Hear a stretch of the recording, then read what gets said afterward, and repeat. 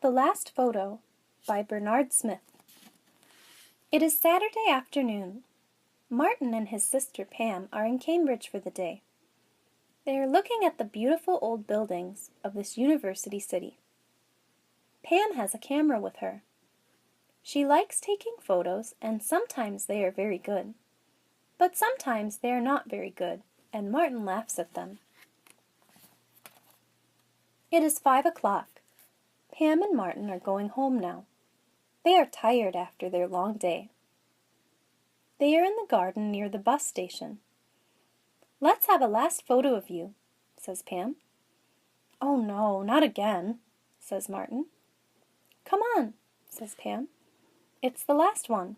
I want to finish the film in my camera." "Oh, all right," says Martin. He stands in front of the flowers. "Look at me," says Pam, and takes her photo. A man with a big rucksack on his back walks between Pam and Martin. "Oh no," says Pam. "Now I've got a picture of that man, not of you, Martin." The man looks at Pam. He is angry. He goes across the road without a word. "That man isn't very nice, is he?" says Martin. "No," says Pam. "And that was the last picture on the film, too."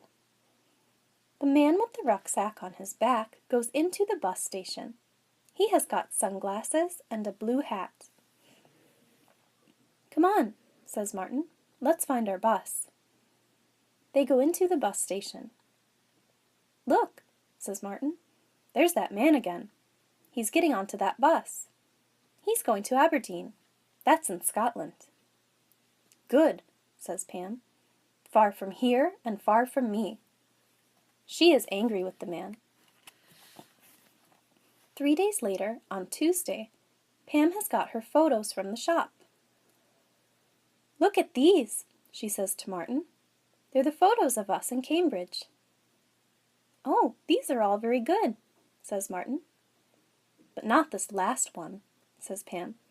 "Look, it's that man with the rucksack." In the photo, the man is in front of Martin. You cannot see Martin behind the man's rucksack. "Wait a minute," says Martin. "I know that face.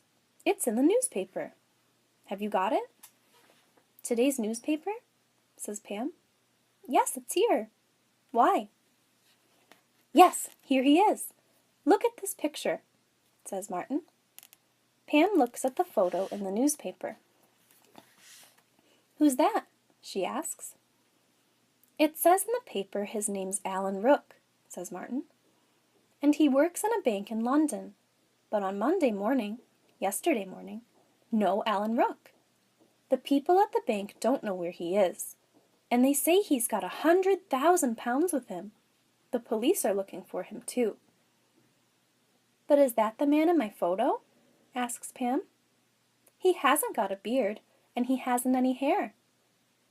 "Look at his ears. Look at his nose," says Martin. "It's him. I know it is." Martin has an idea. He takes a pencil and starts to draw on the newspaper. "What are you doing?" asks Pam. "Look," says Martin. "I'm putting dark glasses and a 2-day beard on the man in this photo. Now I'm drawing a hat on his head. See? Now look at the 2 pictures." "You're right," says Pam. "It's him. It's Alan Rook." "Come on," says Martin. "Let's take these pictures to the police." At the police station, Pam and Martin speak to a policeman.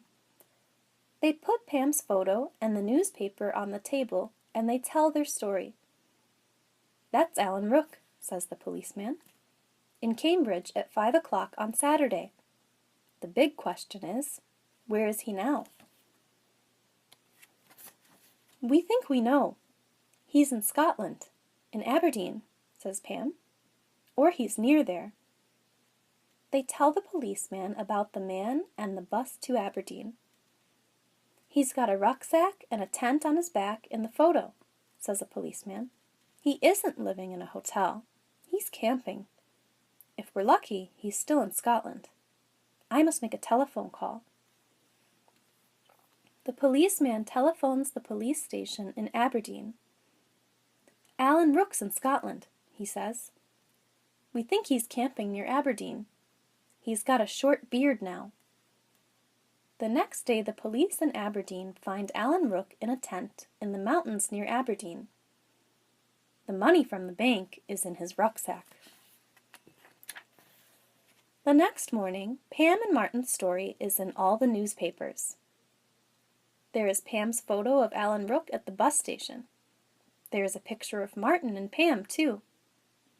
In the newspaper it says, "Camera girl gets photo of Rook.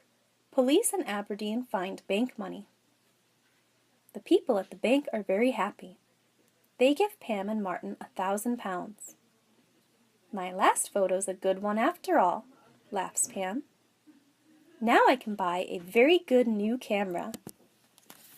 The end.